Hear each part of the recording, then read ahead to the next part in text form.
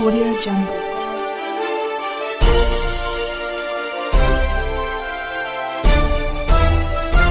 Audio Jungle. मैं रंजन कुमार, नमस्कार। अभी आप देख रहे हैं कंचन न्यूज़। इसे लाइक, सब्सक्राइब एवं बेल आइकॉन दबाना ना भूलें ताकि न्यूज़ का नोटिफिकेशन सबसे पहले आपके पास पहुंचे। अब चलिए खबरें विस्तार से। जाने के लिए ही आए थे, लेकिन लोग रोक रहे हैं। हम कह सकते हैं, मेरा दावा है कि प्रशासन के अधिकारी, क्योंकि इनको मालूम है हमारा आंदोलन पूरे तौर पे शांतिपूर्ण आंदोलन है, कहीं से किसी को डिस्टर्ब करने की न हम लोग की नीयत है और न हम लोगों ने किया है। बिल्कुल गांधीवादी तरीके से हम लोग अपने आंदोलन में शामिल हैं। अब इस तरीके से जब हम अपने आंदोलन में शामिल हैं, फिर भी हमारे रास्ता को एक बार गांधी मैदान के पास ही रोका गया और यहाँ आकर के अंतिम रूप से लोग रोक रहे हैं। प्रशासन के अधिकारी अपने मन से ऐसा नहीं कर सकते हैं। इन लोगों में इतना दम नहीं कि राष्ट्रीय लोक जनता दल और उपेंद्र कुशवाहा के काफिला को ये लोग अपना मुंह पे रोक दें। इन लोगों में नहीं दम है, लेकिन जहाँ सरकार ही पीछे पड़ गई और सरकार के इशारे पे ये कानून चुप रहिए, शांति बनाइए के इशारे पे ये हम लोगों से जो आग्रह किया है, हम बता रहे हैं आपको। अब ऐसी परिस्थिति में हम लोगों का आंदोलन कोई एक दिन आठ भर का आंदोलन नहीं है, एक दिन का आंदोलन नहीं है। और रणविजय बाबू, क्या है आपकी कहाँ चल देख रहे हैं कभी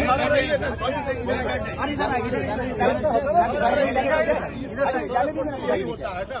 सड़क पर कैसे कीजिए, सड़क पर वैसे होता है। काला लग गया ना, हम ना बैठ रहे हैं। अरे आइए ना, बैठे हो तो यहाँ पर 10 वो कूद जाए। हमारा टेप नहीं कूदा है, हम भाग जाए। हमारे टेप नहीं कूदा है, हम भाग जाएंगे। जहाँ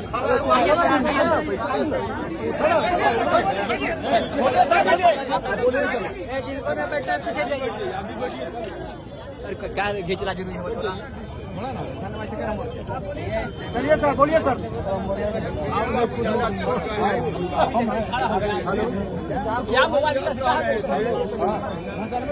जहाँ सरकार ही पीछे पड़ गई है, वो सरकार जो दमनात्मक रवैया पर उतर गई है। हम लोगों के आंदोलन को सरकार दबाना चाहती है। हम लोग जो आम जनता की आवाज पहुंचाना चाहते हैं, हम लोगों की आवाज को, मतलब जनता की आवाज को सरकार दबाना चाहती है। सरकार के इस रवैया का हम लोग सख्त विरोध करते हैं और सरकार से हम कहना चाहते हैं कि आप चाहे जो रवैया अपना लीजिए, आगे आने वाले दिनों में लाठी भी खाना पड़े, जेल भी जाना पड़े तो हम जेल भी जाएंगे, लाठी भी खाएंगे।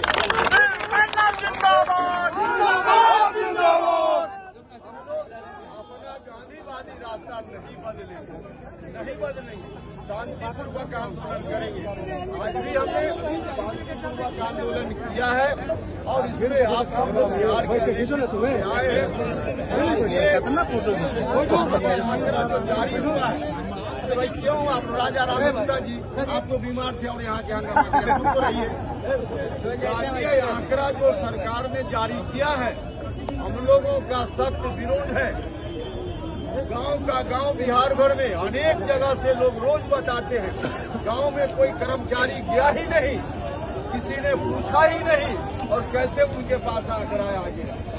और जात की गिनती तो ठीक है, जब हमने अपने बारे में यह कहा था कि मेरे बारे में कहां से आंकड़ा आ गया, तो जनता दल यूनाइटेड कार्यालय से मेरे परिवार की में कितने लोग हैं उनकी संख्या के बारे में एक रिपोर्ट जारी की गई और कहा गया कि इनका आंकड़ा है। अरे भैया, आंकड़ा थोड़ी देर के लिए मान ले कि है, लेकिन मेरे गांव में मेरे परिवार में कितने लोग हैं, किस जाति से हम आते हैं, यह तो कोई व्यक्ति किसी से पूछ लिया होगा, बता दिया होगा, इसको हम मान लेते हैं।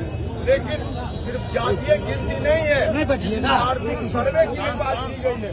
कोई हमको बताए, सरकार का कोई अधिकारी बताए, सरकार को चुनौती देते हुए कहना चाहते हैं उपेंद्र कुशवाहा के बैंक के अकाउंट में कितना पैसा है, आर्थिक आंकड़ा जुटाते समय यह जानना जरूरी है कि नहीं जरूरी है। उपेंद्र कुशवाहा के पास गांव में कितनी संपत्ति है, यह जानना जरूरी है कि नहीं जरूरी। थोड़ा आगे बढ़िए। उपेंद्र कुशवाहा का मकान पटना में, दिल्ली में, मुंबई में है कि नहीं है, यह जानना जरूरी है कि नहीं है। उपेंद्र कुशवाहा के बारे में इतना जाने हुए बिना उपेंद्र कुशवाहा के बारे में आंकड़ा जुट गया, यह कैसे संभव है।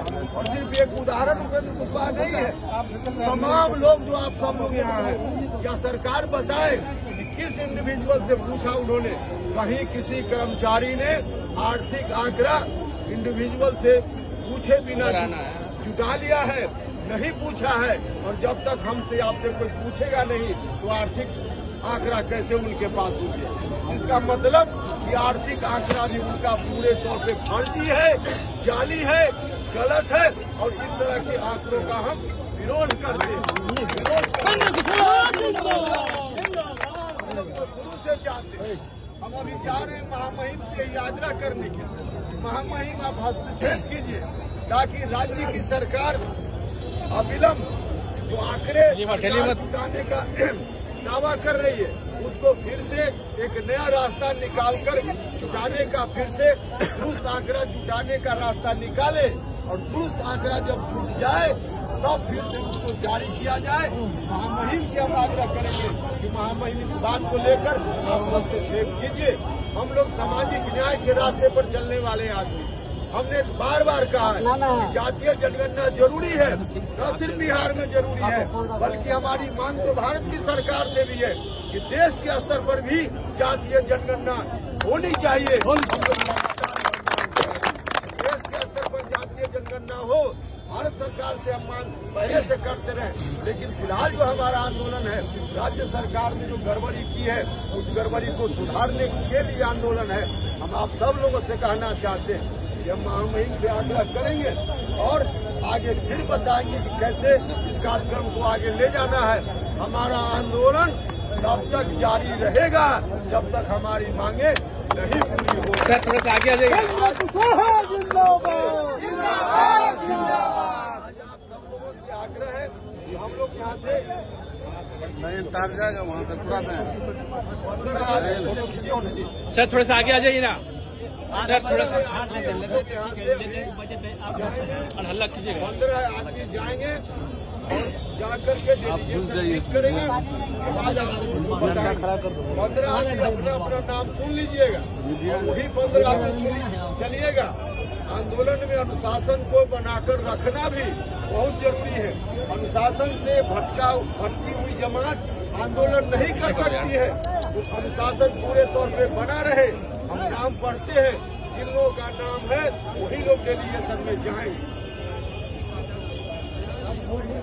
सुनिएगा, 1 नंबर में उपेंद्र कुशवाहा, दूसरा रमेश सिंह कुशवाहा, तीसरा सुभाष चंद्रवंशी, चौथा माधव आनंद, 5वां जितेंद्र नाथ पटेल, 6ठा हिमांशु पटेल, 7वां प्रशांत पंकज, 8वां अशोक राम, 9वां मुनाजिर हसन, 10वां रणविजय सिंह, 11वां बैद्यनाथ मेहता, 12 स्मृति कुमुद, 13 शंभुनाथ सिन्हा, 14 मदन चौधरी और 15 फजल इमाम मल्लिक।